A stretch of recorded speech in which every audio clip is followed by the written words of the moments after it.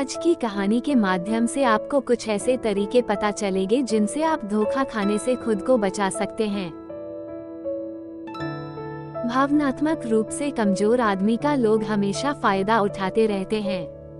हम सब ने देखा होगा अपने आसपास जो भी इंसान नर्म दिल का होता है यानी कि भावनात्मक रूप से करुणावान होता है, वो अपनी करुणावश दूसरों की सहायता तो कर देता है लेकिन बदले में उसे हमेशा धोखा ही मिलता है। तो क्या एक इंसान को भावनात्मक नहीं होना चाहिए? क्या उसे दूसरों पर भरोसा नहीं करना चाहिए? दूसरों की सहायता नहीं करनी चाहिए? क्या करुणावान और संवेदनशील होना गुनाह है? कोई गलती है? पाया तो ये जाता है कि कोई संवेदनशील आदमी दिल का अच्छा होता है, दूसरों की सहायता करता है, दूसरों का ख्याल रखता है, दूसरों से प्रेम करता है। प्रेम भी तो एक संवेदना ही है, वह भी तो एक भावना का रूप है। तो क्या प्रेम करना भी गलत हो जाता है? और ये तो आप सबको पता होगा कि प्रेम तो आध्यात्मिक साधना का एक बहुत महत्वपूर्ण कदम है। तो किस प्रकार एक इंसान समाज में संवेदनशील, करुणावान और दयालु यानी कि एक अच्छा आदमी बनकर रह सकता है, ताकि लोग उसका फायदा भी ना उठा पाए और वह अपने मन की अच्छाई, अपने मन की कोमलता, करुणा सब कुछ बरकरार भी रख सके। एक बार एक युवा लड़का जंगल के पेड़ों पर मुक्के मार रहा था। वह बड़े जोर जोर से मुक्के मार रहा था। वह अपने मन का गुस्सा निकालने की कोशिश कर रहा था। शायद उसको किसी ने धोखा दिया था या फिर उसके साथ बहुत बुरा हुआ था, जिससे वो बहुत ज्यादा परेशान था। उसे कहीं भी शांति नहीं मिल रही थी। वो लगातार उस पेड़ पर मुक्का मार रहा था जिससे उसकी उंगलियां लहूलुहान हो चुकी थी। उसी जंगल में एक शीतल पानी का झरना था। वहाँ पर एक भिक्षु रोज संध्या समय स्नान करने आया करते थे। यह उनका नित्य का नियम था।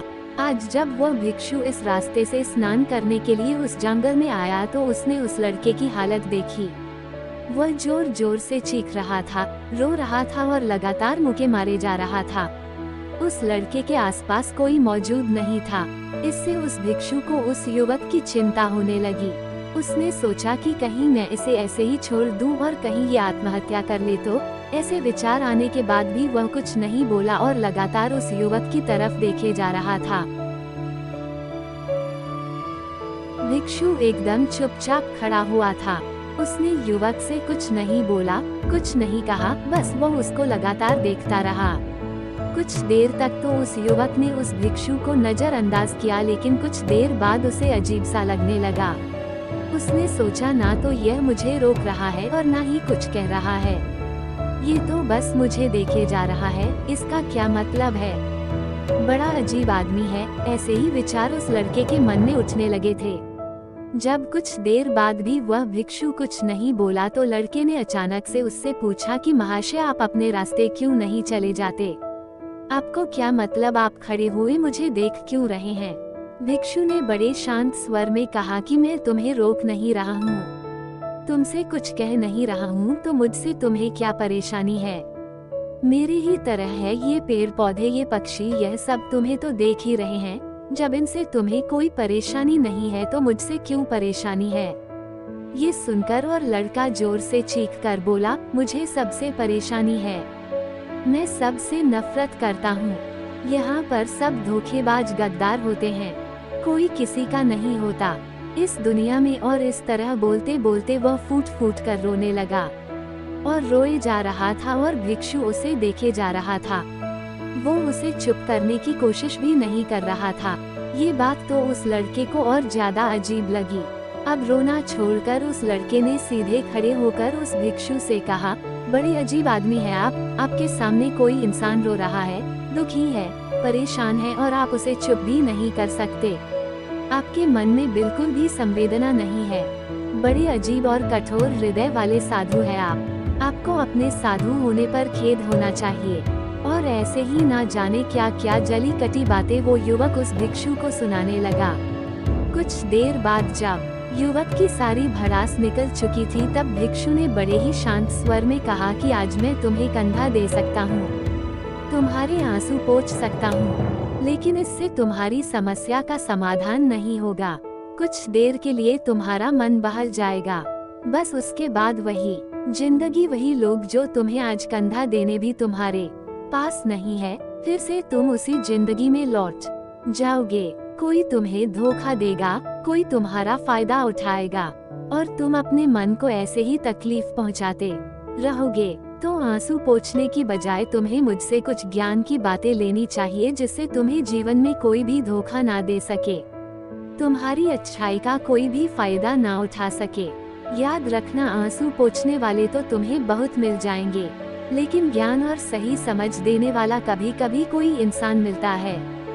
बिच्छू ने उसे बताया कि मैं पास ही के झरने में स्नान करने के लिए जा रहा हूँ। बड़ा ही शीतल पानी है वहाँ का, अगर तुम चाहो तो तुम भी मेरे साथ चल सकते हो। यहाँ पर अकेले परेशान होने से अच्छा है कि तुम झरने के शीतल पानी में स्नान करो, जिससे तुम्हारा दिमाग, मन, मस्तिष्क और शरीर सब कुछ पवित्र हो जाएगा। ये सुनकर वो लड़का उस भिक्षु के पीछे पीछे हो लिया। जंगल के बीचों बीच रास्ता झरने की तरफ जाता था। जंगल में सन्नाटा छाया हुआ था। उनके पैरों तले सूखे पत्तों की चरमराने की आवाज पूरे जंगल में गूंज रही थी। आज पूर्णिमा की रात थी और आसमान में चांद अपनी उजली रोशनी उस जंगल में फेंक रहा था।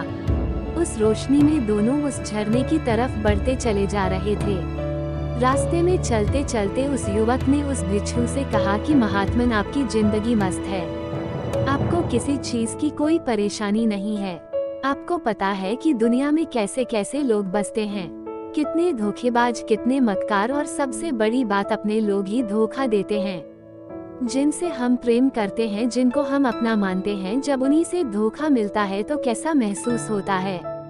कभी कभी तो ऐसे लगता है कि भोले और दयालु लोगों के लिए ये दुनिया नहीं बनी है, ये धोखेबाजों के लिए है, मक्कारों के लिए है। वही यहाँ पर फलते फूलते हैं, वही आनंद से जीते हैं, और हमारे जैसे लोग जो दूसरों की सहायता करते हैं, दूसरों को अपना मानते हैं, वो हमेशा जीवन भर दुख में रहते हैं। यही जीवन की सत्यता है और यही संसार है जिसमें हमें रोज घुट घुट कर मरना पड़ता है। आपने सही किया, ऐसे जिंदगी को त्याग दिया, पीछे छोड़ दिया। अब बस अपने में मस्त, किसी से कोई परेशानी नहीं है, किसी की कोई चिंता नहीं है। मैं भी सोचता हूँ कि मैं भी संन्यास ले लूँ, छोड़ दो इस दुनिया को। ये सुनकर उस भिक्षु ने कहा कि तुम्हें क्या लगता है, सन्यासी जीवन बहुत आसान होता है। भिक्षु ने बड़े शांत स्वर में कहा कि तुम्हें तो 2 वक्त की रोटी तो शांति से मिल जाती है, हमें तो कभी कभी वह भी नसीब नहीं होती। अगर भिक्षा मिल जाती है तो हम खाते हैं, वरना हमें तो भूखा ही सोना पड़ता है।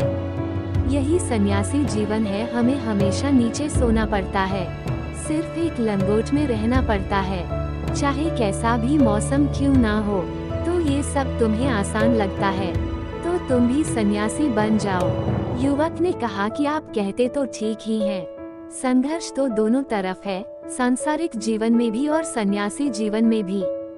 वैसे सांसारिक जीवन भी अच्छा है, लेकिन तब तक जब तक घर परिवार में सुख शांति बनी रहे, धोखा ना मिले, हमारे लोग हमारा फायदा ना उठाएं, हमसे झूठ ना बोले, हमें धोखा ना दे, तब तो जीवन जीने का आनंद होता है, वरना तो जीवन नर्क हो जाता है। भिक्षु ने कहा, देखो, संन्यास अपने मन से लिया जाता है। जब हमारा मन कहता है कि हमें संन्यास के मार्ग पर सफलता हासिल करनी है, आगे बढ़ना है, तो ही सन्यासी जीवन सफल हो पाता है। लेकिन तुम अपने घर से परेशान होकर, दूसरे लोगों से परेशान होकर सन्यासी बनना चाहते हो, तो तुम्हारा सन्यासी जीवन भी कभी सफल नहीं होगा। इससे अच्छा तो तुम सांसारिक जीवन में अगर कुछ तरीके, कुछ नियम अपनाओ, तो दूसरे लोग तुम्हें धोखा नहीं दे पाएंगे। सबसे पहले तो यह समझो कि धोखा उन्हें ही मिलता है जो भावनात्मक रूप से कमजोर होते हैं, जिनका दिल जल्दी पिघल जाता है, जो दूसरों को दुख में नहीं देख पाते। ऐसे लोगों के साथ धोखे होने की संभावना ज्यादा होती है, क्योंकि कोई भी आदमी अपनी परेशानी बताकर, अपने को दुख में बताकर तुम्हारा फायदा उठा सकता है। क्या पता वह झूठ बोल रहा हो, वह दुखी होने का अभिनय कर रहा हो, लेकिन आपको तो सच ही लगेगा, और उसके बाद कुछ समय बाद आपको पता चलता है कि आपके साथ धोखा हो गया। उसके बाद आपका मन अंदर से टूट जाता है। इसलिए सबसे पहले बात ध्यान रखना कि किसी भी व्यक्ति को यह एहसास मत होने दो कि तुम भावनात्मक रूप से कमजोर हो। अंदर से तुम्हारा दिल नर्म है। अगर उन्हें ये कमजोरी आपकी पता चल गई तो वह कोई जाल रचकर आपका फायदा उठाने की जरूर कोशिश करेंगे। चाहे आप अंदर से संवेदनशील हो, दूसरों की मदद करने वाले हो, लेकिन किसी को एहसास मत होने दो। ऊपर से कठोर बने रहो। जब लोगों को लगेगा कि इससे कुछ बोलने का फायदा ही नहीं है, यह आदमी कठोर है, नहीं पिघलेगा, तो खुद ब खुद वो लोग जो झूठे हैं, जो मक्कार हैं, वो आपके पास आएंगे ही नहीं। वो उन्हें चुनेंगे जो उनके आसान शिकार होंगे। दूसरी बात समझने की यह होती है कि हम बहुत जल्दी दूसरों पर विश्वास कर लेते हैं और हमारी जल्दी विश्वास करने की आदत ही हमें हानि पहुंचाती है। 2 दिन तुम्हें किसी से मिले हुए नहीं होते हैं और तुम एक दूसरे के हो जाते हो, एक दूसरे पर पूरा भरोसा करने लग जाते हो और ये भरोसा तीसरे दिन टूट भी जाता है और फिर तुम्हें धोखा मिलता है और फिर तुम परेशान होते हो। इसलिए समय दो। किसी भी चीज को, किसी भी रिश्ते को आगे बढ़ाने के लिए समय की जरूरत होती है। समय के साथ तुम्हें सामने वाले इंसान की अच्छाई और बुराई पता चलती है। तब तुम्हें पूर्ण रूप से पता चलता है कि इंसान वास्तव में कैसा है, अच्छा है या बुरा है, और वह कुछ समय देने के बाद ही होता है। इसलिए जल्दी किसी पर विश्वास मत करो। अगली पहचान या अगला तरीका समझने के लिए तुम्हें ऐसे लोगों को समझना होगा जो दूसरों की चापलूसी करते रहते हैं। कुछ लोगों की आदत होती है चापलूसी करने की। आपके सामने आपकी बड़ाई करेंगे, आपके बारे में अच्छा अच्छा बोलेंगे और आपको लगेगा कि यह इंसान कितने अच्छे हैं, मेरे से कितना प्यार करते हैं। लेकिन वास्तव में उनकी वह चापलूसी एक जाल होती है ताकि वह आपका दिल जीत सके।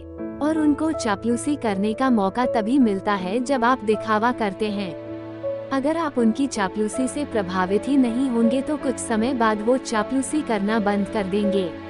इसलिए किसी के सामने दिखावा मत करो, वरना आप तो आकर्षण के केंद्र बन जाते हो। लोगों को लगता है कि शायद इसके पास बहुत ज्यादा धन संपदा है, इसलिए इतना दिखावा कर रहा है। और इसी वजह से जो लोग आपका फायदा उठाना चाहेंगे वो आपके करीब आने की कोशिश करेंगे, आपकी चापलूसी करने की कोशिश करेंगे। अगला नियम बताते हुए भिक्षु ने झरने की तरफ इशारा किया। वो झरने के पास पहुंच चुके थे। युवक को भी एहसास हो चुका था क्योंकि वहां पर ठंडी ठंडी हवा चल रही थी। ढलान की तरफ जाते हुए भिक्षु ने कहा कि सांसारिक जीवन में एक बात समझने की यह होती है कि हम जिसकी सहायता कर रहे हैं, चाहे किसी भी रूप में, धन से, शारीरिक रूप से या जिस भी अवस्था में हम किसी की सहायता कर रहे हैं, तो हमें ये ख्याल रखना चाहिए कि सामने वाला वापस कभी भविष्य में हमारी सहायता करने योग्य है कि नहीं है। अगर किसी को पैसा उधार दे रहे हो तो यह समझो कि उसके पास आय का कोई साधन है कि नहीं है। कल भविष्य में वह तुम्हें वापस कर पाएगा। अगर वह नहीं करेगा तो तुम्हें तकलीफ होगी, तुम्हें दुख होगा। ऐसे तो इंसान करुणावश भिखारियों को भी भीख देता है, लेकिन वह गलत नहीं है, क्योंकि जो भी पैसा अपने सामने वाले को दिया है उससे आपके ऊपर कोई ज्यादा प्रभाव नहीं पड़ेगा। अगर वह आपको वापस भी नहीं लौटाएगा तो अगर किसी ऐसे इंसान को पैसा देना है जो कभी वापस नहीं लौटा पाएगा तो उतना ही देना जिससे तुम्हारे ऊपर ज्यादा दबाव न बने। अगर वो वापस भी न लौटाए तो तुम्हें ज्यादा दुख न पहुँचे। अब तक वो दोनों झरने पर पहुँच चुके थे। दोनों ने अपने कपड़े उतारे और उस झरने के शीतल पानी में कूद पड़े। पानी बहुत ठंडा था। उन दोनों की सारी थकान, सारी उदासी पल भर में ही दूर हो गई। स्नान कर लेने के बाद दोनों एक पेड़ के नीचे उस झरने के सामने बैठ कर बातें करने लगे। भिक्षु ने उसे आगे समझाते हुए कहा कि शुरुआत में लोगों को नजरअंदाज करना सीखो। जब तुम किसी को शुरुआत में नजरअंदाज करते हो तो जो भी लोग किसी लालच की वजह से तुम्हारे पास प्रभावित हो रहे थे, उनकी छटनी हो जाएगी। जब तुम उनको नजरअंदाज करोगे तब 1-2 बार लोग तुम्हारे पास आने की कोशिश करेंगे। उसके बाद वो तुमसे दूरियां बना लेंगे और जो आदमी तुम्हारी इंसानियत, तुम्हारी अच्छाई देखकर तुम्हारे पास आएगा वो नजरअंदाज करने के बावजूद भी तुम्हारे करीब ही बना रहेगा। और यही तो एक सच्चे इंसान की पहचान होती है। जो हमारे अपने होते हैं उनसे हम लड़ भी लेते हैं, झगड़ भी लेते हैं, उसके बावजूद भी वो हमारी बातों का बुरा नहीं मानते हैं। चाहे थोड़े समय के लिए वो हमसे नाराज रहे, लेकिन कुछ समय बाद फिर से हम एक हो जाते हैं। और यही तो घर परिवार का मतलब होता है, यही तो अपनों का मतलब होता है। इसीलिए शुरुआत में अनजान लोगों को नजरअंदाज करना सीखो, इग्नोर करना सीखो, ताकि धोखेबाज मक्कार लोग तुम्हारे करीब ही न आ पाएं। अपने इस वार्तालाप को खत्म करते हुए भिक्षु ने अपनी आखिरी बात बताते हुए कहा कि ये आखिरी सीख सबसे ज्यादा महत्वपूर्ण है। सब कुछ होने बाद भी तुम्हें धोखे मिल सकते हैं, लेकिन तुम अगर अपने आँख और कान और अपना दिमाग खोलकर रखते हो, अगर तुम होश में रहोगे, ध्यान करोगे, तो तुम्हें इंसान की आंखें देखते ही समझ में आ जाएगा कि उसे तुमसे क्या चाहिए। तुम उसकी इच्छा और उसका स्वभाव उसकी आंखों में ही पढ़ सकते हो। लोगों की आंखों में उनकी वाणी में, उनके स्वभाव में उनका सब कुछ दिखाई देता है।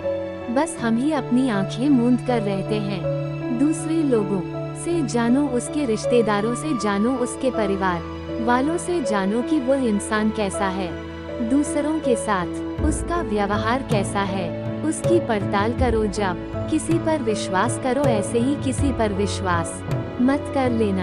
अपनी पूरी संतुष्टि करना। अगर तुम किसी के साथ लंबे समय तक भरोसा करना चाहते हो, किसी के साथ कोई संबंध बनाना चाहते हो, कोई दोस्ती करना चाहते हो या किसी की मदद करना चाहते हो, तो इन सभी परिस्थितियों में तुम्हें ये जरूर पता होना चाहिए कि दूसरे लोग उस इंसान के बारे में क्या सोच रखते हैं। इसके बाद तुम जीवन में कभी भी धोखा नहीं खाओगे, और तुम्हें कभी भी धोखा नहीं खाओगे, और तुम्हें कभी भी धोखे की वजह से पछताना नहीं पड़ेगा। इसी तरह की बातें करते हुए भिक्षु और वो लड़का दोनों जंगल से बाहर आ गए, अपने अपने घर को चले गए।